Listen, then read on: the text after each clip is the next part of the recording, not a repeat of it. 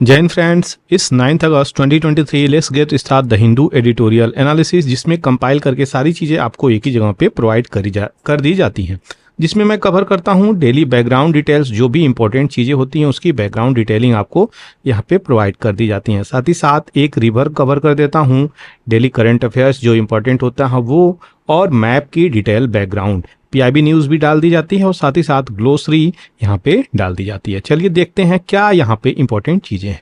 तो आज आपका द हिंदू एडिटोरियल एनालिसिस करी जाएगी, उसमें सारी चीज़ें कंपाइल करके आपको प्रोवाइड कर दी जाएगी। तो यहाँ पे आज सबसे पहले जो न्यूज़ निकल के आ रहा है वो दिखेंगे, यहाँ पे क्या इंपॉर्टेंट चीज़ें हैं वो सारी डिटेलिंग यहाँ पे देख ली जाएगी। तो आपको बता दें, सबसे ज़्यादा यहाँ पे बात बोली जा रही है जो बच्चे आजकल स्मार्टफोन्स यूज़ कर रहे हैं। क्या तो जो हम लोग फ़ोन रखते हैं तो वो आपको पता ही होगा, आपके नन्हे प्यारे बच्चे जितने भी बच्चे हैं वो क्या ज़्यादा पसंद करते हैं, तो आपको मोबाइल फ़ोन ज़्यादा से ज़्यादा देखना पसंद कर रहे हैं। चाहे उसमें कार्टून हो, चाहे गेम्स हो, जो भी चीज़ें हों वो देखना पसंद करते हैं। ये छोटे बच्चों की बात करी जा रही है, चिल्ड्रेंस की बात कर रहे हैं हम। अब अगर बात करी जाए तो स्टडी वाले जो चिल्ड्रेन हैं, जो बच्चे पढ़ रहे हैं, वो क्या यहाँ पे क्लेम कर रहे हैं कि हम मोबाइल से यहाँ पे पढ़ाई कर रहे हैं, लेकिन एक्चुअली में ऐसी चीज़ें यहाँ पे क्वेश्चन मार्क उठ रही हैं। ये डाटा यहाँ पे निकल के आ रही है। तो लगभग 6,500 के आसपास पेरेंट के यहाँ पे रिस्पांस पे चीज़ें निकल के आई, और ये एजुकेशन मिनिस्टर जो धर्मेंद्र प्रधान है, देश के यूनियन मिनिस्टर हैं एजुकेशन के, यहाँ पे 21 राज्यों का सर्वे हुआ जिसमें 50% के आसपास बच्चों ने पार्टिसिपेशन दिखाई है, और यहाँ पे गैजेट्स को लेकर के सर्वे हुआ है जिसमें से 34% के जो नंबर हैं वो जो हैं स्टडी करते हैं। बाकी अगर बात करी जाए तो 49 जो कि 50% है, तो 50% में से यहाँ पे 34% के आसपास ये बच्चे स्टडी के लिए उपयोग कर रहे हैं। रेस्ट ऑफ द चीज़ें यहाँ पे यूजेस नहीं आ रही हैं। आपको पता ही होगा, अभी रिसेंटली चाइना जैसी कंट्री यहाँ पे क्या करी है, तो 2 घंटे मोबाइल यूज के लिए चिल्ड्रंस को अलाउ की है, जो कि यहाँ पे अपने देश के डेवलपमेंट में वो सारी चीज़ें करता रहता है।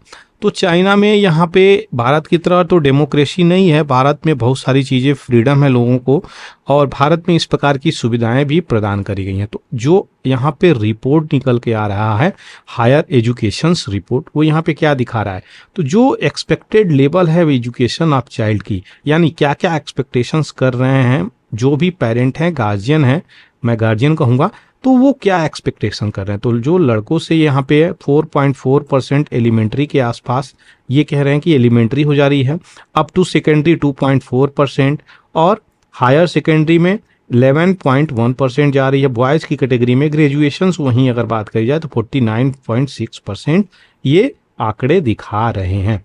तो चाइल्ड्स एजुकेशनल अटेंडमेंट है 78%। आप पेरेंट यहाँ पे एस्पायर हैं कि ये चीज़ें बच्चे कर लें। पोस्ट ग्रेजुएशन 32.5% के आसपास बॉयज़ में आ जाती है, वहीं पे 27% गर्ल्स में आ रही है। टोटल बात करें तो 30% के आसपास आ रही है। अब अगर हम बात करें गैजेट की, तो जो हम फ़ोन यूज़ कर रहे हैं, हम क्या मांग के कर रहे हैं, तो हम इसका इस्तेमाल स्टडी पर्सपेक्टिव से करने वाले हैं। लेकिन यहाँ पे क्या हो रहा है, यहाँ पे सर्वे में ये पता चला 40% ऑफ सर्वे पेरेंट ये चीज़ें कह रहे हैं कि वो जब अब उनके बच्चे पढ़ के आते हैं ना, तो वो उनसे क्वेश्चंस यहाँ पे प्रत्येक दिन करते हैं। रेस्ट ऑफ द पेरेंट्स यहाँ पे क्वेश्चंस भी नहीं करते। तो यहाँ पे जो वो फ़ोन यूज कर रहे हैं उसको लेकर के क्वेश्चंस क्या बच्चों से किया जा रहा है कि आप किस फील्ड में उसका उपयोग कर रहे हैं, उसके यूजेस क्या हैं, रिक्वायरमेंट क्या है, किस प्रकार से आप पढ़ाई में, स्टडी में उसका उपयोग कर रहे हैं। यहाँ पे सारी क्वेश्चंस निकल के आ रहा है, क्योंकि बच्चे यहाँ पे उसका उपयोग ज़्यादातर इंटरटेनमेंट के लिए यूज़ कर रहे हैं। तो ये भी एक बड़ी बात है जो कि डाटा निकल के आई है। इंटरटेनमेंट के लिए आजकल सभी लोग अगर बात करी जाए यहाँ पे, तो कहीं ना कहीं ये चीज़ें कर रहे हैं, और उसका यूजेज जो है ज़्यादा बढ़ता हुआ नज़र आ रहा है। स्पेशली अगर फील्ड की बात करी जाए तो इंटरटेनमेंट वाले सेक्शन में इसका ज़्यादा उपयोग हो रहा है। तो यही सारी चीज़ें यहाँ पे निकल के आ रही हैं। ज़्यादा से ज़्यादा स्टूडेंट अगर इंटरटेनमेंट के पर्सपेक्टिव से कार्य करेंगे, यूजेस करेंगे, तो एजुकेशंस वाले फील्ड की क्या अहमियत रह जाएगी अगर बात करी जा रही है। यही सारी चीज़ें हैं, यहाँ पे सर्वे में निकला है, इस प्रकार की चीज़ें चल रही हैं। आगे बढ़ते हैं, देखते हैं यूपीएससी के प्रीवियस ईयर क्वेश्चंस को जो 2022 में यहाँ पे पूछा गया है। तो क्वेश्चंस ये पहले मैं डाल दिया था, कॉन्स्टिट्यूशन ऑफ इंडिया क्लासिफाई करता है 4 रैंक के मिनिस्टर को। तो क्या ये स्टेटमेंट सही है? संविधान बिल्कुल भी इस प्रकार की चीजें अलाउ नहीं करता है, ऐसा मेंशन नहीं है। तो हालांकि इस प्रकार की चीजें यहाँ पे आप ऑफिशियली यहाँ पे देखेंगे, लेकिन यहाँ पे संविधान में इस प्रकार की चीजें मेंशन नहीं है, इसलिए स्टेटमेंट ये गलत हो जाता है। 15% का यहाँ पे चीजें ये लाइन रखी गई है कि इससे ज्यादा मिनिस्टर यहाँ पर कैबिनेट में नहीं रहेंगे। तो ये स्टेटमेंट यहाँ पे सही है, इसलिए ऑप्शन 2 यहाँ पे राइट हो जाता है। तो ऑप्शन 2 यहाँ पे राइट हो गया। इस प्रकार की चीजें नहीं है। 91st अमेंडमेंट एक्ट 2003 में लाया गया था ताकि मिनिस्टर इंक्लूडिंग प्राइम मिनिस्टर, याद रखिएगा मिनिस्टर इंक्लूडिंग प्राइम मिनिस्टर, 91वां 2003 में अमेंडमेंट लाया गया। काउंसिल ऑफ मिनिस्टर वो 15% से ज्यादा एक्सीड नहीं करेगी हाउस ऑफ द पीपल, जिसको हम लोकसभा बोलते हैं। तो ये चीजें हैं। दूसरा जो चीजें अभी आपको बताया, क्लासिफाई नहीं किया गया है कि इस रैंक के चीजें होंगी।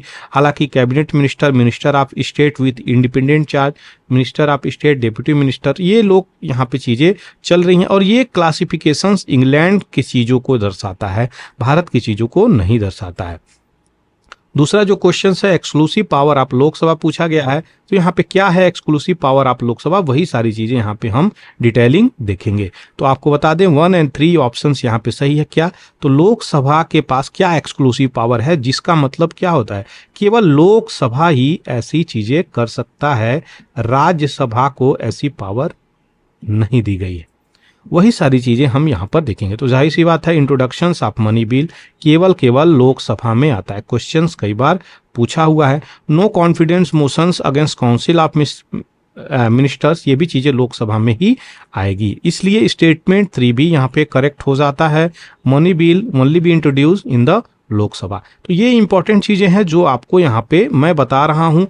1 और 3 option C is the right answer. Impeach of the president भी अगर हो रही है तो ये आपको लोकसभा को पावर दे रही है, जो कि इंपॉर्टेंट हो जाती है। आशा करते हैं चीजें क्लियर हो गई होंगी। सारी बैकग्राउंड डिटेलिंग यहाँ पे आपको दे दिए। चलिए आगे बढ़ते हैं। न्यू एज ऑफ पॉलिटिक्स, जो कि एडिटोरियल आया हुआ है। आखिर वो क्या चीजें हैं जो पॉलिटिक्स में इतनी तीव्र गति से चेंजेज हो रहे हैं, नई प्रकार की चीजें निकल के आ रही हैं, वो सारी चीजें हम लोग आज के जियो पॉलिटिक्स के कंसर्न में सारी चीजें हम देखेंगे। तो इंडिया को फेवर किया जा रहा है, जाहिर सी बात है। इंडिया का अगर आज के टाइम में अगर बात करी जाए तो इंडिया का जो स्टेटस है वो ग्लोबल तो बढ़ रहा है, ऐसा नहीं है ग्लोबल इंडिया का स्टेटस गिर रहा है, ग्लोबल इंडिया का स्टेटस बढ़ रहा है। और हम ये सभी लोग जानते हैं कि इंडिया हर फील्ड में हाथ डाला है, चाहे स्पेस का फील्ड हो, चाहे आपका टेक्नोलॉजी का फील्ड हो, चाहे आपका मेडिकल फैसिलिटीज़ का फील्ड हो, ट्रांसपोर्टेशंस का फील्ड हो, कोई भी फील्ड हो, सेक्टर छूटा नहीं है। इंडिया हर फील्ड में हाथ डालता हुआ नजर आ रहा है। तो इसी को देखते हुए सारे लोग इंडिया में जो बड़ी मार्केट है, जो इतनी बड़ी पॉपुलेशंस है, उस पास पॉपुलेशंस में इतनी बड़ी मार्केट है, वो सभी लोगों को नज़र आ रही है। और इंडिया के पास पोटेंशियल भी है इसको लेकर के आगे चलने के लिए। तो बहुत सारी ट्रेडिंग पार्टनर भी हैं भारत के, क्योंकि भारत में जो डिमांड है ना और सप्लाई है वो फुलफिल होना चाहिए। इस तरीके से अगर देखा जाए तो बहुत सारी कंट्री आकर के यहाँ पे इन्वेस्ट करना चाहती हैं, क्योंकि यहाँ पे डिमांड बहुत तीव्र गति से बढ़ता हुआ भी नजर आ रहा है। तो 2018 से बात करें तो यहाँ पे 23 कंट्री के साथ भारत का करेंसी स्वैपिंग एग्रीमेंट हुआ। ये क्या होता है तो आपको बता दें, इंडियन रूपी की बात करी जा रही है यहाँ पे सीधे सीधे। इंडियन रूपी किस प्रकार से उपयोग होगा, वही सारी चीजें यहाँ पे बात बोली जा रही है। इसी को करेंसी स्वैपिंग, आपकी करेंसी मेरी करेंसी, इसमें ट्रेड होगा। अब डॉलर में ट्रेड नहीं हो पाएगा। यहाँ पे इस प्रकार की चीजें बोली जा रही हैं इंडिया के कंसर्न को लेकर के। क्या अनएक्सपेक्टेड टर्न आया है जो कि अभी आगे बढ़ता हुआ नजर आ रहा है, तो वो यूक्रेन और रसिया का जब वार हुआ यहाँ पे बहुत ज्यादा इम्पैक्ट करता हुआ नजर आया। आपको पता ही होगा जो वेस्ट कंट्री है, जैसे कि अगर यूएसए की बात करें तो रसिया जैसी कंट्री पे यहाँ पे क्या कर रही हैं, रसिया जैसी कंट्री पे सैंक्शंस लगा रही हैं, यहाँ पे रेस्ट्रिक्शंस लगा रही हैं। फॉर एग्जाम्पल इकोनॉमिक सैंक्शंस लगा रही हैं, इकोनॉमिक सैंक्शंस लगाते हुए क्या निकल के आ रही हैं कि वो जो अपने बैंकिंग सिस्टम का प्रयोग कर रहे हैं अदर कंट्री में, तो उस सब चीज़ें नहीं कर पाएंगे, जिसके कारण उसकी जो भी पैसे होंगे वहाँ पे फ्रीज हो जाएंगे, फंस जाएंगे। तो इस प्रकार की भी चीज़ें हैं। ट्रेड सैंक्शंस भी लगा रही हैं, बहुत सारी जो वेस्ट प्रो कंट्री हैं उसको सपोर्ट में करती हुई नजर आ रही हैं। किस कंट्री को? वेस्ट को, यानी किसको? यूएसए को सपोर्ट में करती हुई नजर आ रही हैं। और दूसरी तरफ जो ईस्ट की कंट्री हैं जैसे चाइना है, इसको सपोर्ट में करती हुई नजर आ रही हैं। तो रसिया को सपोर्ट डायरेक्टली करती हुई नजर आ रही है। क्यों? क्योंकि रसिया और यूएसए का भी टसल है। तो एक प्रकार से जो जियो पॉलिटिक्स है और जियो इकोनॉमिक्स है वो इन्फ्लुएंस होता हुआ नजर आ रहा है। आर्थिक परिवेश से लेकर के हम कैसे किस में घुस जा रहे हैं, हम राजनीतिक परिवेश में घुस जा रहे हैं, भू राजनीतिक परिवेश में घुस जा रहे हैं, जिसके कारण यहाँ पे इम्पैक्ट प्रभाव पड़ता हुआ नजर आ रहा है। रसिया यूक्रेन के वार में बहुत सारे यहाँ पे रसिया पे सैंक्शंस भी लगा दिए गए हैं जब अटैक यहाँ पे यूक्रेन पे करा। अच्छा, यूक्रेन पे क्यों अटैक किया? क्योंकि ये नाटो में मिलने का जिद कर बैठा है और इसको नाटो में मिलाने की तैयारी भी कर रहे। अभी रिसेंटली नाटो की मीटिंग किस कंट्री में हुई? मेरी क्वेश्चंस आपसे है, कमेंट सेक्शंस में आप लिख सकते हैं। दूसरी चीजें क्या अल्टरनेटिव रूट देखी जा रही है यहाँ पे, जो आपको बता दें कि किस प्रकार से इंडियन रूपी को यहाँ पे यूज किया जाएगा, खास करके रसिया में। क्योंकि आपको बता दें इंडियन रूपी का अगर इस्तेमाल करना है तो सबसे पहले तो इंडियन की करेंसी स्टेबल होनी चाहिए। अब बार बार डीमोनेटाइजेशंस नहीं होनी चाहिए, एक्सेप्टेबिलिटी होनी चाहिए इसको ग्लोबल लेवल पे। ये सारी चीज़ें निकल के आ गई। अगर एक्सेप्टेबल नहीं होगा ना ये करेंसी, तो लोग इसका इस्तेमाल नहीं करेंगे। दूसरा, लोगों में ट्रस्ट होना चाहिए। तो ट्रस्ट भी एक बहुत बड़ी चीज़ है। ये सारी चीज़ें होनी चाहिए, तभी जा करके वर्ल्ड वाइड तरीके से हम लोग इसका उपयोग कर पाएंगे। नहीं तो ये सीमित रह जाएगी करेंसी। तो रसिया यहाँ पे क्या दिख रहा है? तो अभी तो ये इच्छुक नहीं है, इच्छा व्यक्त नहीं कर पा रहा है कि किस प्रकार से इसको ट्रेड में इस्तेमाल करेगा। हालांकि अगर बात करी जा रही है इंडियन गवर्नमेंट की, तो इंडियन गवर्नमेंट लगातार इस पे बात विचार कर रही है कि इस प्रकार से अपने करेंसी को स्वैपिंग में इस्तेमाल करेगा। तो इंडिया की जो करेंसी है काफ़ी वोलेटाइल है, डिमोनेटाइजेशंस कभी भी हो जा रही है, नोटबंदी कभी हो जा रही है, जिसके कारण ग्लोबल जो ट्रस्ट है ना वो कहीं ना कहीं टूटता हुआ नजर आता है। तो इसको किस प्रकार से यूज करेगा, यहाँ पे यही सारी चीजें हैं। एक्सेप्ट भी लोग नहीं कर पाएंगे चाह के। तो ये सारी चीजें इशू निकल के आ रही हैं। अच्छा, रोल ऑफ नोस्ट्रो और वस्ट्रो अकाउंट जो इंपॉर्टेंट हो जाता है। नोस्ट्रो अकाउंट कौन सा अकाउंट होता है, वस्ट्रो अकाउंट कौन सा अकाउंट होता है, इसकी भी बैकग्राउंड डिटेलिंग मैं यहाँ पे दे दूंगा, चिंता नहीं करना है। ये दूसरे देश में जाकर के अपने पैसे रखता है, ये अपने उस देश का अपने देश में पैसे रखने वाला अकाउंट होता है। अभी इसकी डिटेलिंग मैं और डिटेल में दे दूंगा। तो यहाँ पे जो वेस्ट कंट्री सैंक्शंस कर रही हैं, जो यहाँ पे रिस्ट्रिक्शंस कर रही हैं रसिया जैसी, रूस जैसी कंट्री पे, तो इसको रोक दी है क्या कि अपने बैंकों का जो फॉरेन में इसके डिपॉजिट्स हैं बैंक में, वो कहीं ना कहीं इस्तेमाल नहीं कर पा रहा है, जिसके कारण इसके पैसे फ्रीज हो गए हैं। किसकी मदद से ये चीजें करी गई हैं? तो स्विफ्ट के मदद से इसकी चीजें सैंक्शंस लगाई गई हैं। तो west country direct economic sanctions लगा रहा है, जिसके कारण रसिया मजबूर हो गया है कि अपने चीज़ों को यहाँ पे एक्सपेंड करने के लिए। इसीलिए रूपी और रूबल की बात निकल के आ रही है। जब रसिया की कंट्री की बात हो रही है तो इस कंट्री का क्या करेंसी है? तो रूबल इसकी करेंसी है। और इंडिया की बात करी जाए तो यहाँ पे रूपी निकल के आता है। तो रूपी एंड रूबल में अगर ट्रेड होना शुरू हो गया तो इंडियन करेंसी भी स्ट्रांग होना शुरू हो जाएगी। ये सारी चीज़ें यहाँ पे बातें बोली जा रही हैं। लेकिन अड़चने क्या आ रही हैं? तो आपको बता दें जो इंडियन रिफाइनर हैं जो यहाँ पे तेल का व्यापार कर रहे हैं भारत में, वो युआन करेंसी में ट्रेड करने पे मजबूर हो गए हैं, क्योंकि यहाँ पे अभी चीज़ें एग्री नहीं है। ये गवर्नमेंट एग्री नहीं है, जिसके कारण यहाँ पे रसिया एग्री नहीं है। तो क्या हो रहा है, हम लोग कहीं ना कहीं इस सब चीज़ में हस्तक्षेप नहीं कर पा रहे हैं। गवर्नमेंट को यहाँ पे डील करना चाहिए, तब जाकर के ऑब्स्टेकल ये दूर हो पाएगा और इंडियन करेंसी को एक्सेप्टेबिलिटी वर्ल्ड में मिलेगी। नहीं तो यहाँ पे क्या होगा, फेलियर होता हुआ चीज़ें नजर आएंगे। वहीं पे 1905 सोवियत यूनियन की अगर बात करें, जो कि भिलाई स्टील पावर प्लांट को सेटअप करने में भारत की बहुत ज़्यादा मदद करता है, लोन भी देता है, क्रेडिट फैसिलिटी भी प्रोवाइड करता है, लेकिन इंडियन रूपी के बदौलत यहाँ पे चीज़ें होती हैं। उस समय इंडियन करेंसी स्ट्रांग भी थी, याद रखिएगा। तो यहाँ पे भारत की चीज़ें हैं, ये भी चीज़ें हैं जो बहुत समय से हम लोग इंडियन रूपी में यहाँ पे चीज़ें चल रही हैं। आज के डेट में क्यों संभव नहीं हो सकती, यहाँ पे यही एक बड़ा क्वेश्चन निकल के आ रहा है। ब्रिक्स नेशन भी ये भी बातें बोल रहे हैं कि जो युआन करेंसी है ना, वो नॉन चाइनीज मेंबर यहाँ पे युआन करेंसी में ट्रेड करें।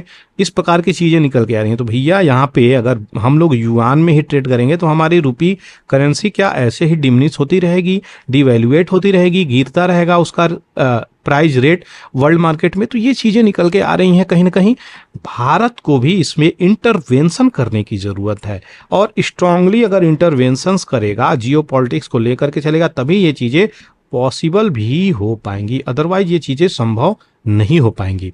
नॉस्ट्रो वास्ट्रो अकाउंट मैं आपको अभी बताया था, उसकी सारी डिटेलिंग देख ली जाएगी, कंफ्यूजन नहीं होगा। तो नॉस्ट्रो वास्ट्रो का मतलब पहले अगर देखा जाए तो ये इटालियन नॉस्ट्रो है, और ये इटालियन वर्ड है। इंग्लिश में इसका मतलब होता है आवर्स और ओर्स, यानी नॉस्ट्रो का मतलब होता है हमारा, और वस्ट्रो का क्या मतलब होता है आपका। तो ये हमारा और आपका अकाउंट है। तो जब अगर बात करी जाए भारतीय की तो नॉस्ट्रो हमारा अकाउंट हो गया, विदेशों की बात करी जाए तो वस्ट्रो आपका अकाउंट हो गया। अब यहाँ पे क्या चीजें हैं, तो यह ऐसा अकाउंट है तो इसमें हमारा पैसा रहता है, ये चीजें याद रखिएगा। तो नॉस्ट्रो अकाउंट क्या हो गया, तो अगर देखा जाए उदाहरण के रूप में, जब एसबीआई अपना अकाउंट रखता है, उसमें पैसा रखता है कहाँ पे, तो अमेरिका में, तो यहाँ पे क्या कर रहा है, हमारे पैसे को डॉलर में वहाँ पे रखा जा रहा है। ये हमारा नॉस्ट्रो अकाउंट है, यानी अकाउंट हमारा है किस बैंक में, तो बैंक ऑफ अमेरिका में, लेकिन रखा किस में जा रहा है, अमेरिकन डॉलर में। वहीं पे वस्ट्रो अकाउंट क्या है, आपका अकाउंट है जो कि फॉरेन बैंक में है यहाँ पे, और ये रखा किस पे जा रहा है, तो ये कंट्री अपने अकाउंट में यानी अपने बैंक में रुपये में रख रही है। तो यहाँ पे बैंक ऑफ अमेरिका जो अकाउंट मनी एसबीआई में रख रहा है, वो किस में रख रहा है, रुपये में रख रहा है। उदाहरण मैं यहाँ पे दे दिया हूँ, क्लियर हो गया होगा चीजें। इसी को वस्ट्रो अकाउंट कहते हैं, और यहाँ पे एग्जाम्पल दिया हूँ, इसी को नॉस्ट्रो अकाउंट कहते हैं। लोरो अकाउंट थर्ड पार्टी की सहायता से यहाँ पे चीजें तैयार होती हैं, इसको लोरो अकाउंट भी एक टर्म है, उसको भी आप जान जाइए। चलिए आगे देखते हैं। तो जो लेटेस्ट रूपी दिरहम का भी एग्रीमेंट हुआ है, केवल रूबल की बातें नहीं चल रही हैं, यहाँ पे दिरहम की भी बातें चल रही हैं। तो दिरहम भी यहाँ पे किसका है, दिरहम करेंसी, तो यूएई का भी करेंसी। अभी रिसेंटली मोदी जी वहाँ पे विजिट किए थे, और यहाँ पे बहुत सारे इंडियन जो हैं वहाँ पे माइग्रेंट रहते हैं, वहाँ पे इंडियन सिटीजन्स रहते हैं, कार्य करते हैं, जॉब करते हैं। स्किल से अनस्किल सेक्शन में, दोनों सेक्शन में कार्य किया जाता है वहाँ पे, जिसके कारण यहाँ पे क्या चीज़ें चल रही हैं, तो यहाँ पे इस प्रकार का एग्रीमेंट करना पड़ा, किस प्रकार से हम रेमिटेंसेस को भारत में बिना लॉस किए ला सकते हैं। क्योंकि यहाँ पे जब यूएई से ट्रांजैक्शंस होती है इंडिया में, तो बहुत सारे वहाँ पे टैक्सेस काट लिए जाते हैं, जिसके कारण यहाँ पे बहुत कम पैसे पहुँचते हैं। तो इस प्रकार की अगर डील हो जाएगी रूपी और दिरहम में, तो भी भारत के लोगों को राहत मिलेगी और इंडियन करेंसी को एक्सेप्टेबिलिटी भी मिलेगी। तो ये एक बड़ी बात है एक्सेप्टेबिलिटी की, जो कि इम्पोर्टेंट हो जाती है। दूसरा, ट्रस्ट होना चाहिए यहाँ पे, जो इम्पोर्टेंट हो जाता है। ये बार बार डिमोनेटाइजेशन नहीं होना चाहिए, यहाँ पे इंडियन करेंसी को इन्फ्लुएंस करती है ये सारी चीजें, जो कि इंपॉर्टेंट है। तो सीरियस कंसर्न यही है किस प्रकार से हम अपनी चीजों को लेकर के चलें। सेम ऐसा ही डील अगर बात करी जाए तो इंडोनेशिया के साथ भी हुआ है, जो कि इंपॉर्टेंट हो जाता है। तो इंडोनेशिया कंट्री के साथ भी हुआ है, यहाँ पे भी रुपया चलता है, याद रखिएगा, इंडोनेशिया में भी। तो इंडियन रूपी, रसिया की रूबल, यूएई की दिरहम, इंडोनेशिया की रूपी, चाइना का युआन, ये सब कहीं ना कहीं common goal local currency transactions को लेकर के बातें करते हुए नजर आ रहे हैं।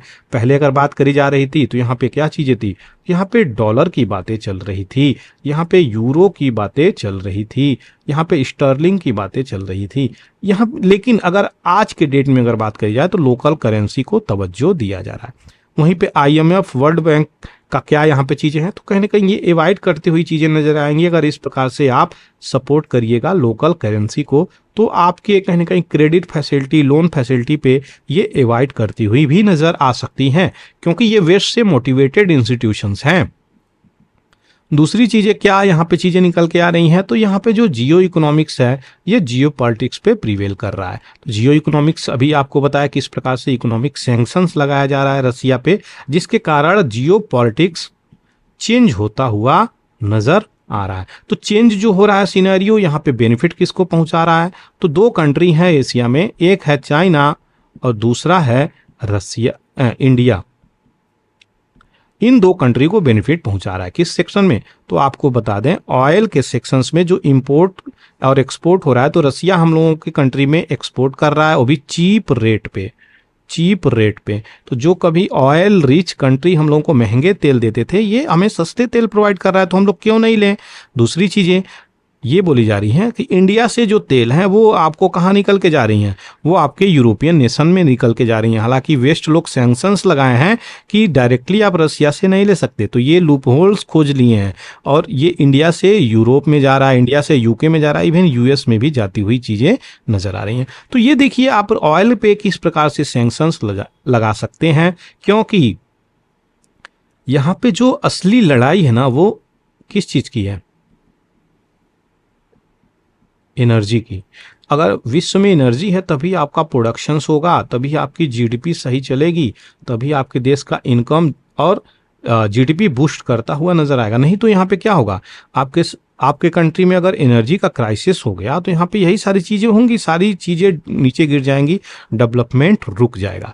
तो यहाँ पे साउथ जो है अब अपनी हेगमोनी को लेकर के आगे बढ़ता हुआ नजर आ रहा है। पहले नॉर्थ कंट्री यहाँ पे चल रही थी, उनकी करेंसी डॉलर वगैरह चल रही थी, अब साउथ भी नीचे से ऊपर की तरफ आता हुआ नजर आ रहा है। तो जियो इकोनॉमिक्स की जो चीज़ें हैं वो बदलती हुई चीज़ें नज़र आ रही हैं आज की डेट में अगर बात करी जाए तो ये थी सारी डिटेलिंग। आशा करते हैं चीज़ें क्लियर हो गई होंगी। फ्रेंड्स, ये मेरा चैनल है, इसको सब्सक्राइब कर सकते हैं अगर आपको वीडियो पसंद आता है। साथ ही साथ फ्रेंड्स के साथ शेयर करना बिल्कुल भी नहीं भूलें, और जो लाइक का बटन है, बेल का बटन है, वो आप जरूर दबा सकते हैं। चलिए आगे बढ़ते हैं। यहाँ पे देखें क्या नए चीज़ें निकल के आ रही हैं। तो क्लाइमेट किस प्रकार से लोगों को इम्पैक्ट कर रहा है, किस प्रकार से सारी चीज़ें ग्लोबली चीज़ें चल रही हैं। तो आपको रिसेंटली पता ही होगा किस प्रकार से यूके में यहाँ पे तीव्र गति से गर्मी चल रही है। तो जो हीट वेव चल रहा है यूके में, लंदन में, इस प्रकार की चीज़ें चल रही हैं। तो यहाँ पे ब्राज़ील जैसी कंट्री, रसिया जैसी कंट्री, इटली जैसी कंट्री, ग्रीस जैसी कंट्री, यहाँ पे भी फ्लड, फेमाइंस आता हुआ नज़र आ रहा है। अभी रिसेंटली हम हर जगह, चाइना में किस प्रकार से फ्लड आ रहा है, जो घर के घर वहाँ पे दह गए। तो भारत के भी सिचुएशंस यहाँ से बची नहीं है। भारत में फ्लड्स बहुत ब्रूटल आई है, खास करके ब्यास, हिमाचल प्रदेश वाले जोन में, और राजस्थान वाले जोन में, पंजाब वाले जोन में, दिल्ली में तो पूरा का पूरा मीडिया कवर कर ही लिया था। तो ये सारी चीज़ें हैं जो अभी उस इम्पैक्ट के बारे में हम लोग देखेंगे। तो जब भारत में मानसून आया जून में, फर्स्ट जून को यहाँ पे एंट्री मार जाती है केरल के रास्ते से, जिसके कारण यहाँ पे साथ ही साथ बाइपोरजॉय तूफान भी यहाँ पर आया हुआ था आपके अरेबियन ओशियन में। मेरा क्वेश्चन आपसे यही है कि बाइपोरजॉय का नाम कौन दिया था और इसका मतलब क्या है? 2 क्वेश्चन आपसे कमेंट सेक्शंस में जरूर लिखिएगा।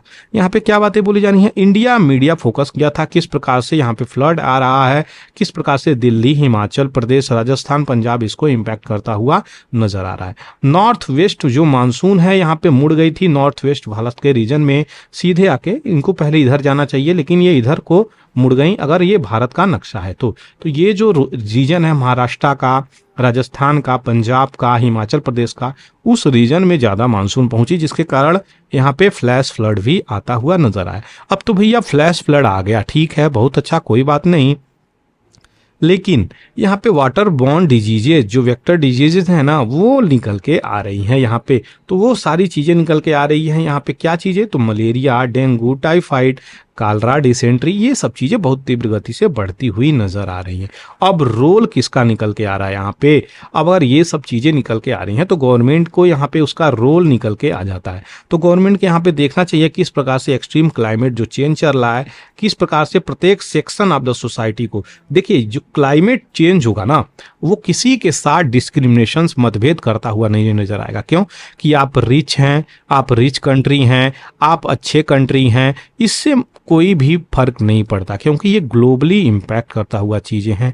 अर्थ एक सिस्टम है, उस सिस्टम के आधार पे कार्य होता है। तो इसलिए यहाँ पे चीज़ें देखिए, यूके, लंदन जैसी कंट्री में भी चीज़ें हो रही हैं, चाइना जैसी कंट्री में तो होनी स्वाभाविक ही हैं, क्योंकि पोल्यूशन तीव्र गति से जहाँ मचेगा, ग्रीन हाउस गैस इमिशंस होगा, कार्बन इमिशंस होगा, इंडस्ट्रियलाइजेशंस होगा, अर्बनाइजेशन होगा, तो हमें क्या प्राप्त होगा?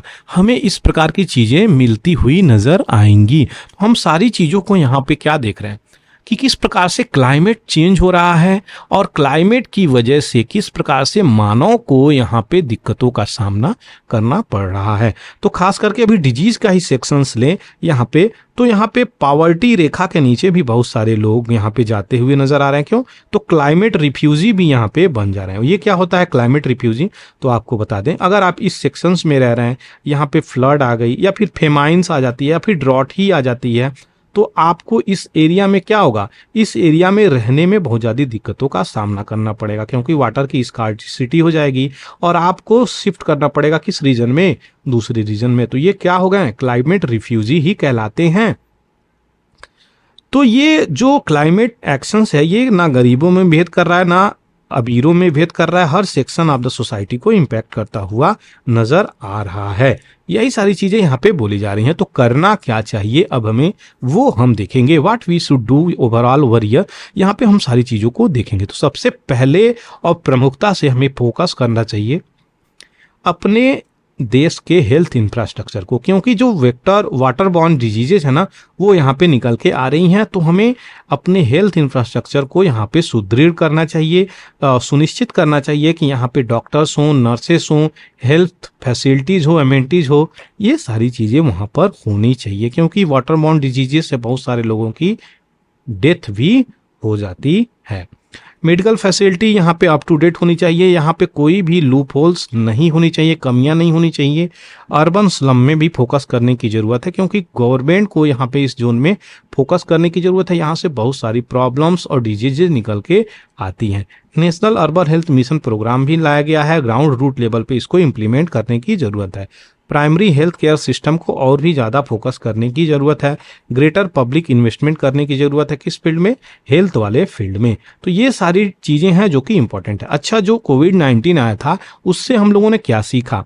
तो कोविड-19 वायरस आया, बहुत सारे लोगों का यहाँ पे मृत्यु हुई और एक इन्फेक्शियस डिजीज थी, वर्ल्ड वाइड ये चीज़ें कवर करी। कोई ऐसा ग्लोबल कंट्री नहीं है जो इससे अछूता रह गया हो। सारे कंट्री में लोगों की इससे डेथ हुई है और जो एक्चुअल आंकड़े हैं वो अभी भी यहाँ पे शेयर नहीं किए गए हैं कई सारे कंट्री के द्वारा। तो चाइना यहाँ पे तो अपना बिल्कुल ही हाइड कर ली है रिपोर्ट की किस प्रकार से यहाँ पे कितने डेथ हुए। तो ये जो है डिस्क्रिमिनेट नहीं कर रही हैं, कोई भी डिजीजेज आ रही हैं, चाहे कोई भी जेंडर हो, प्लेस हो, रेस हो, रिलीजन हो, कास्ट हो, क्रीड हो, कोई भी यहाँ पे डिस्क्रिमिनेशंस ये बीमारी नहीं किया, सबको अपने चपेटे में ले लिया। तो हेल्थ इंफ्रास्ट्रक्चर हमको और भी ज़्यादा अपडेट करने की ज़रूरत है, इसमें इन्वेस्ट करने की ज़रूरत है। यही यहाँ से सीख हमको मिली है। तो जो हमें सिखा कर गया कोविड-19 कि आप अपने देश के हेल्थ इंफ्रास्ट्रक्चर को सुदृढ़ करिए, ताकि अगर आगे से कोई भी चीज़ें अगर आ रही हैं, डिजीजेज आ रही हैं, तो वो कहीं ना कहीं टैकल करी जा सके।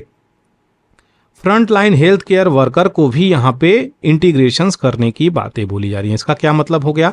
तो जो अर्बन एरिया हैं, जो रूरल एरिया हैं, उसमें इंटीग्रेशंस होना चाहिए। ऐसा नहीं है रूरल एरिया में डॉक्टर जाने से लिए मना ही कर दें, ऐसा नहीं है नर्स वहाँ जाने से मना कर दें। तो रूरल से अर्बन एरिया दोनों को यहाँ पे इंटीग्रेट करने की ज़रूरत है। खास करके यहाँ पे जो हेल्थ वर्कर हैं उनको भी उनके अंदर इंटीग्रेशंस होनी चाहिए, तभी जाकर के, ऐसा नहीं है डॉक्टर्स या फिर नर्सेज इनमें भी कोऑपरेशंस न हो तो भी एक बहुत बड़ा इशू निकल के आ जाता है। इंटीग्रेट करने की ज़रूरत है। जो भी डिजीजेज की सर्विलेंस कर रहे हैं, देख कर रहे हैं हम लोग किस प्रकार से ट्रैक कर रहे हैं, उसको भी इंटीग्रेट करने की ज़रूरत है। नेशनल लेवल पे, इंटरनेशनल लेवल पे यहाँ पे चीज़ें करने की ज़रूरत है। कोविड-19 ने हमें ये बात बता दिया कि पब्लिक हेल्थ जो कि इमरजेंसी फैसिलिटीज़ है, ये सिर्फ चीज़ें इस पे फोकस करने की ज़रूरत है। कब इसकी आवश्यकता आ जाए ये कोई नहीं जानता। तो यहाँ पे ये सारी डिटेलिंग आपको दे दिया। आशा करते हैं चीज़ें क्लियर हो गई होंगी।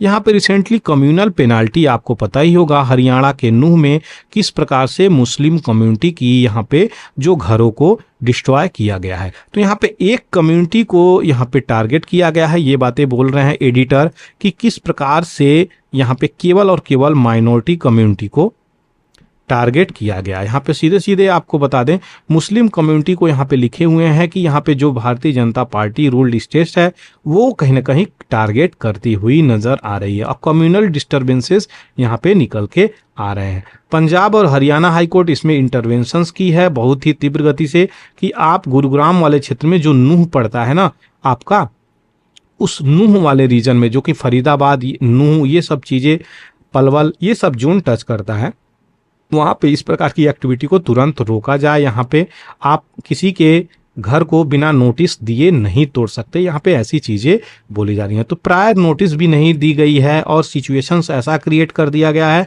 कि बिल्डिंग की जो चीज़ें हैं वो ध्वस्त करी जा रही हैं। तो क्या यहाँ पे आवश्यकता है? तो यहाँ पे कहीं ना कहीं इलीगल सिस्टम से जो प्रोसेस चल रहे हैं, डिमोलिशंस चल रहे हैं, वो नहीं होनी चाहिए। दूसरी चीज़ें क्या बातें बोली जा रही हैं, तो यहाँ पे जो बिल्डिंग मटेरियल है ये किस प्रकार से हटेंगे, क्योंकि यहाँ पे डिमोलिशंस आप कर दिए गए हैं, वो तो पहले इलीगल तरीके से आप कर रहे हैं, क्योंकि यहाँ पे आपको नोटिस देना चाहिए और वहाँ पे वार्निंग देना चाहिए। ये सब चीज़ें कहीं आप प्रोवाइड ही नहीं किए, सीधे गए और स्वयं जजमेंट कर दिए कि ये लोग गलत हैं और ये लोग सही हैं। तो यहाँ पे कम्युनिटी बेस्ड एक्टिविटी हो रही है जो कि गलत है। एंटी सोशल एनिमेंट मोरल ग्राउंड पे ये कहीं ना कहीं सही नहीं है। अगर बात करी जाए, ये एथिकल ग्राउंड पे सही नहीं है। रिलीजियस ग्राउंड पे अगर देखा जाए तो भी ये बातें सही नहीं है। कोई भी धर्म, कोई भी जाति इस प्रकार की एक्टिविटी को यहाँ पे अलाउ नहीं करता है। लेकिन यहाँ पे अगर बात करी जा रही है कि यही जो बिल्डिंग थी, यहाँ से पथराव हुआ था, स्टोन पेल्टिंग हुई थी, तो हमें क्या करना चाहिए? जो भी स्टोन पेल्टर थे ना, उनको अरेस्ट करना चाहिए, वहाँ पे उन पे सजा करनी चाहिए, ना कि उस पूरी की पूरी बिल्डिंग को ध्वस्त कर देनी चाहिए। तो यहाँ पे यही सारी चीज़ें हैं जो निकल के आ रही हैं। और दूसरी चीज़ें ये भी बात बोली जा रही हैं क्या, तो जो यहाँ पे एक्टिविस्ट थे तो वो आपके हिंदू बजरंग दल के भी एक्टिविस्ट थे, और जो मुस्लिम कम्युनिटी थी वो बाहर की कम्युनिटी भी यहाँ पर थी। इस नूह वाले एरिया में बहुत लंबे समय से आपस में भाईचारे का प्रेम है हिंदू और मुस्लिम में, लेकिन यहाँ पे बाहर की कम्युनिटी आकर के इस प्रकार की चीज़ें करी। तो यहाँ पे गवर्नमेंट सोमोटू एक्शन लिया। सोमोटू का क्या मतलब होता है? यानी गवर्नमेंट मजबूर होकर अपने आप एक्शन लिया। वहाँ पे स्टेट गवर्नमेंट वहाँ पे कार्य अगर सही से नहीं कर रही है तो सोमोटू एक्शंस लेने का पावर होता है गवर्नमेंट में।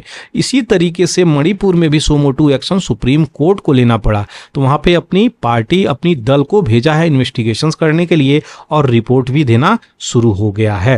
तो यहाँ पे इस प्रकार की चीजें चल रही हैं जो एक्टिविटी नहीं होनी चाहिए। इंडिया ऐसी कंट्री है जहाँ पे बहुत ही ज्यादा डाइवर्सिटी है, फ्लोरा फौना से लेकर के ह्यूमन बींग के religion, caste, creed, culture, race की सारी डाइवर्सिटी है। ऐसा कहा जाता है अगर वर्ल्ड से पूरे की पूरी रेस को खत्म कर दे, केवल इंडिया को ही बचा दें, तो यहाँ पे सारी की सारी रेस पुनः फ्लरिश हो जाएंगी। क्यों? यहाँ पे सारी डाइवर्सिटी यहाँ पे पाई जाती है।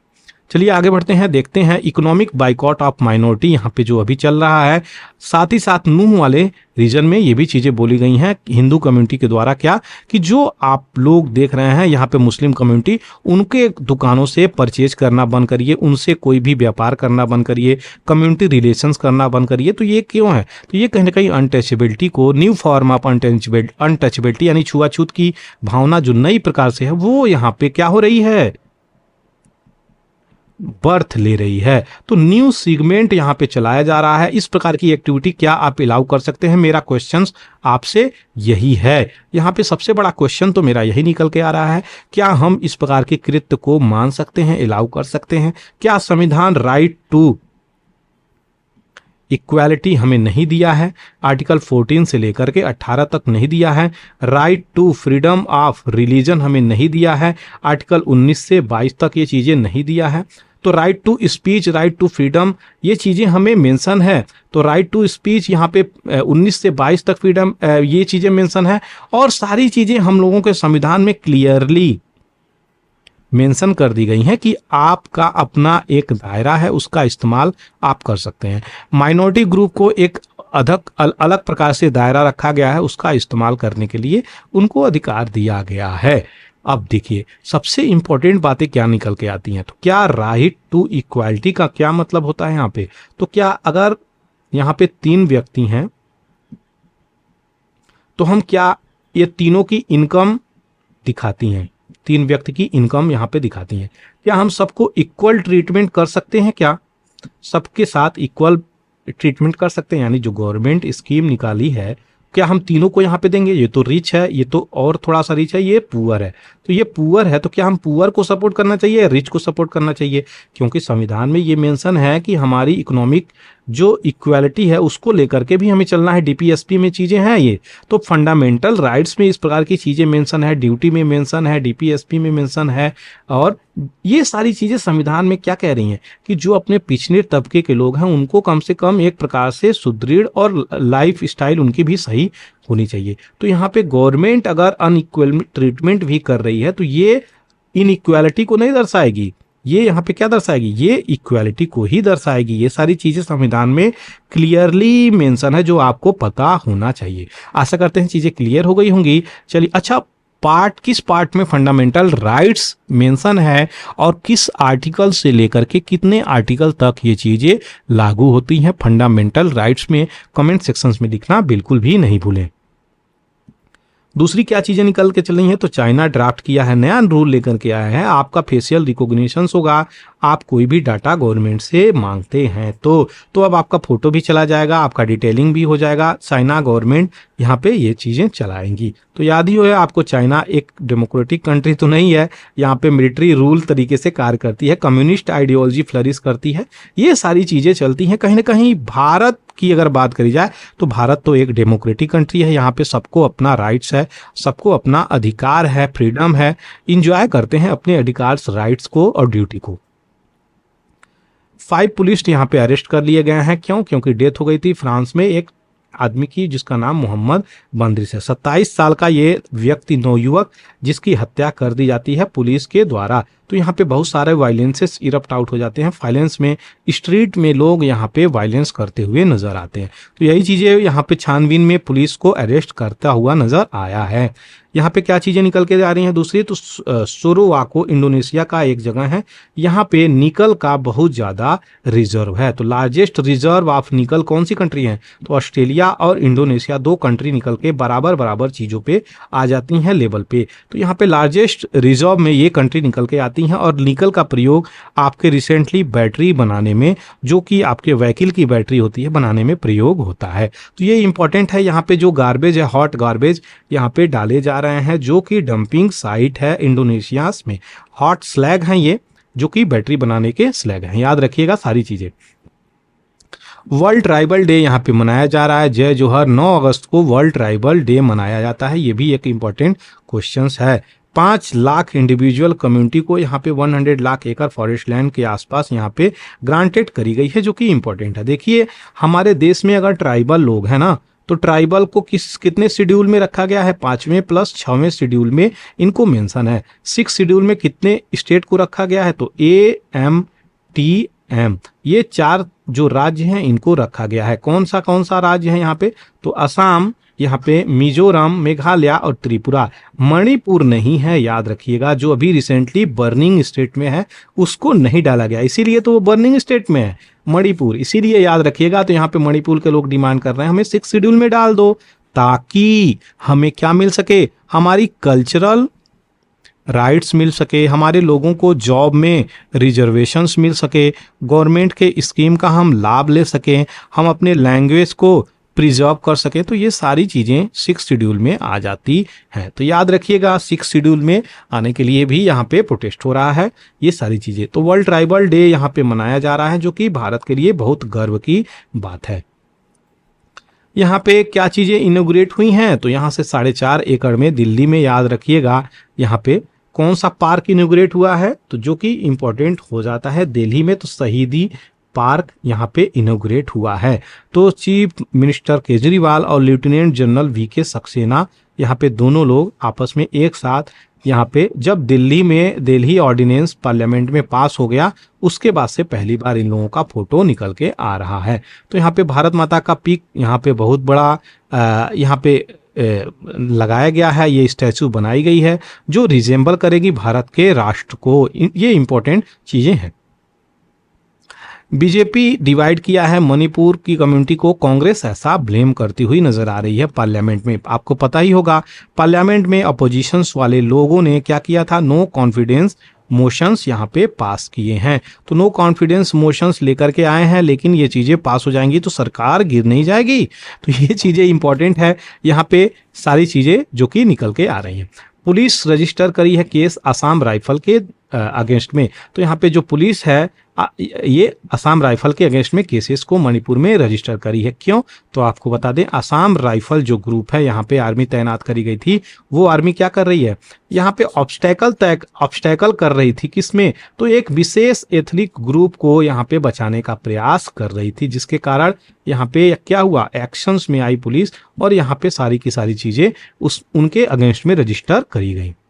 न्यूज और फैक्ट्स को देख लेते हैं जो कि इंपॉर्टेंट है। राजस्थान गवर्नमेंट डिसाइड किया है कि ये बैन करेंगे जो भी लोग एक्यूज हैं रेप के केस में और अदर सेक्सुअल क्राइम में, तो गवर्नमेंट जॉब में वो नहीं आ सकते। तो याद रखिएगा, 14 ईयर ओल्ड गर्ल भीलवाड़ा में अभी रिसेंटली रेप करी गई और मर्डर करी गई, ये भी इंपॉर्टेंट निकल के आ रहा है। तो राजस्थान इनिशिएटिव लिया है, अगर आप रेप क्राइम सेक्सुअल क्राइम में इंडल्ज हैं तो आपको गवर्नमेंट जॉब नहीं मिलेगी। मलयालम डायरेक्टर यहाँ पे सिद्ध की, यहाँ पे उनकी डेथ हो गई हॉस्पिटल में कोची, बताया जा रहा है हार्ट अटैक से। बहुत इंपॉर्टेंट, 63 साल की उम्र में इनकी डेथ हो गई। इनकी आत्मा को ईश्वर शांति प्रदान करें। टोटल नंबर ऑफ टीनेज की बात करी जा रही है जो कि प्रेगनेंसी है। बताइए, कम उम्र में प्रेगनेंसी स्टेज में पहुंच जा रही हैं, तो ये कहाँ पे हो रहा है, तो आपके साउथ इंडिया कर्नाटका में हो रहा है, जो कि यहाँ पे 45-46 हज़ार के आसपास केसेस निकल के आ रहे हैं। 3 साल के अंदर इतने सारे केसेस निकल के आए हुए हैं। नो कॉन्फिडेंस मोशन साइन किया गया है misters with in India block PM, ये चीजें बोली जा रही हैं। क्या आप तो प्रधानमंत्री बोल रहे हैं, जो नो कॉन्फिडेंस मोशन साइन किया गया है वो यही दर्शाता है कि जो इंडिया ग्रुप बनाया गया अपोजिशन के द्वारा, उसी के अंदर ही मिसट्रस्ट है। चीफ जस्टिस यहाँ पे जो हेड कर रहे हैं कॉन्स्टिट्यूशनल बेंच, एग्जामिन करेंगे किस प्रकार से ये आर्टिकल 370 को चैलेंज किया गया है। तो याद रखिएगा, आर्टिकल 370 में बदलाव लाई गई थी, 35A में चेंजेस लाई गई थी जम्मू कश्मीर को लेकर के, और वहाँ पे प्रेसिडेंट रूल लगा दिया गया था। ये चीज़ें इंपॉर्टेंट है, जम्मू कश्मीर और लद्दाख को अलग अलग भी कर दिया गया था। तो ये सारी चीज़ें हैं, किस कॉन्स्टिट्यूशन के आधार पर यहाँ पे चीज़ें करी गई, कॉन्स्टिट्यूशन में बदलाव किया गया कि नहीं किया गया, ऐसे करने के लिए वो सारी चीज़ें चेकआउट हो रही हैं। चलिए आगे बढ़ते हैं पीआईबी न्यूज की तरफ। तो यहाँ पे देखेंगे 5th Indian Vietnam joint trade सब कमीशन मीटिंग दिल्ली में हुई है। याद रखिएगा, रिसेंटली स्पॉन्सर्ड स्कीम रिवैम्प्ड करी गई है, राष्ट्रीय ग्राम स्वराज अभियान। तो आरजीएस से अप्रूव करी गई है यहाँ पे 22-23 से लेकर के 25-26 तक। याद रखिएगा, पंचायत मिनिस्ट्री के अंतर्गत ये चीजें आती हैं। एक बार में एक रिवर कवर करता हूं, तो सुवर्ण रेखा, जिसे स्वर्ण रेखा भी रिवर बोली जाती है, इसकी सारी डिटेलिंग देखी जाएगी। चलिए देखते हैं फ्रेंड्स इसकी सारी डिटेलिंग, क्या यहाँ पे इंपॉर्टेंट चीजें हैं, वो सब चीजें हम लोग यहाँ पर देखेंगे। तो इसको स्वर्ण रेखा भी रिवर बोला जाता है, और ये कहाँ से बहती है, तो भारत के राज्यों से होकर झारखंड, वेस्ट बंगाल, उड़ीसा में आकर के मिल जाती है, जो कि इंपॉर्टेंट है। ये गोल्ड के माइन के रूप में भी जानी जाती है, यानी इस नदी से गोल्ड भी निकलता है, ऐसा यहाँ पे पारंपरिक तरीके से मान्यता है। तो जो यहाँ के मछुआरे हैं, छोटे छोटे लोग हैं, ये कहीं फिल्टर आउट करते हैं, और ये कहीं सच भी है। तो यहाँ पे लोगों को बहुत कम मात्रा में, छोटे छोटे मात्रा में भी स्वर्ण अगर मिल रही है तो भी बहुत बड़ी बात है। यहाँ पे इसको पिस्का के आसपास से, रांची जो जगह है, तो पिस्का के आसपास से इसकी ओरिजिन होती है। सुवर्ण रेखा का मतलब यही होता है कि स्ट्रीक ऑफ गोल्ड, यानी गोल्ड के गुच्छे। यहाँ पे ऐसी बातें बोली जा रही हैं। ओरिजिनेट होता है पिस्का के आसपास, रांची में, जो कि कैपिटल झारखंड हो जाती है। सुवर्ण रेखा कहाँ से गुजरती है, तो ये extensive mining area, copper area से गुजरती है। तो ये मिनरल एरिया से गुजरेगी तभी तो गोल्ड लेकर के आएगी, इसीलिए इसका नाम स्वर्ण रेखा है। याद रखिएगा फ्रेंड्स। और यूरेनियम ओर्स के भी फील्ड से गुजरती है। तो ये इंपॉर्टेंट चीजें हैं जो आपको मैं बता रहा हूँ। दूसरी चीजें, अनप्लान्ड माइनिंग एक्टिविटी भी इस एरिया में होती रहती हैं, ये भी एक इंपॉर्टेंट है, जिसके कारण पॉल्यूशन इस रिवर में बढ़ता हुआ नजर आ रहा है। लाइफ लाइन है ये ट्राइबल कम्युनिटी की, ये नदी यानी ट्राइबल एरिया से भी गुजरती हुई नजर आ रही है, छोटा नागपुर। और पॉल्यूशन इतनी मच गई है इस रिवर में कि ये लोगों का जीना भी दुश्वार कर दी गई है। दूसरी चीजें क्या बातें बोली जा रही हैं, ट्रिब्यूटरी की।